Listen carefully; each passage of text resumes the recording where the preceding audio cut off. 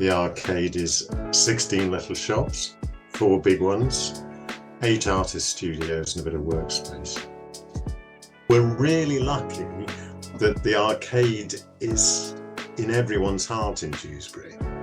Sadly, it's a broken heart. They look at the arcade, think, oh, it was great in the 80s, it's rubbish now, the town centre's rubbish. And it's giving them something to be positive about. The arcade group, primary reason is to run the arcade, reboot the sort of town centre, recirculate profits, employ local people and so on and so forth. But we do have a wider remit than the arcade. We do want to try and fill the empty space in the middle of town, turn around the very depressing atmosphere that's in the middle of Dewsbury and generally regenerate it.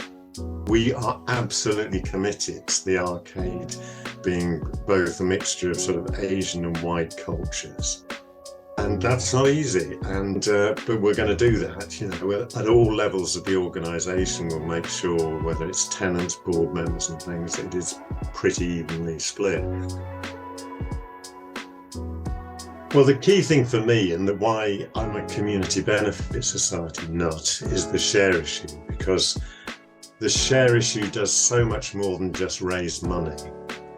You're creating a clan of enthusiasts, which we'd hope to have, 300 investors, something like that.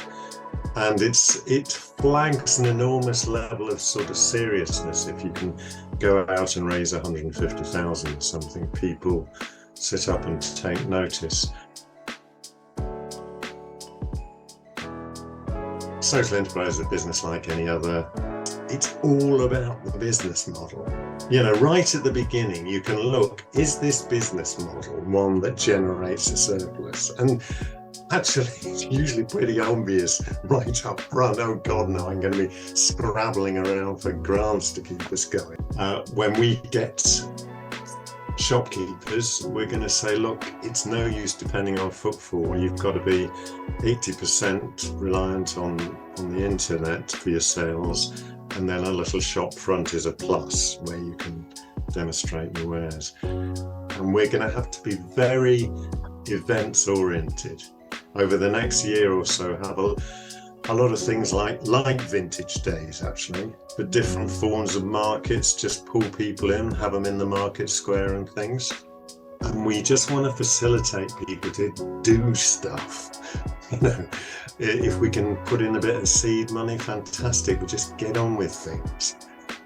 The key to success is having that sort of events-based organisation and then letting people know about it. So marketing is key. The thing with a social enterprise, the branding is real.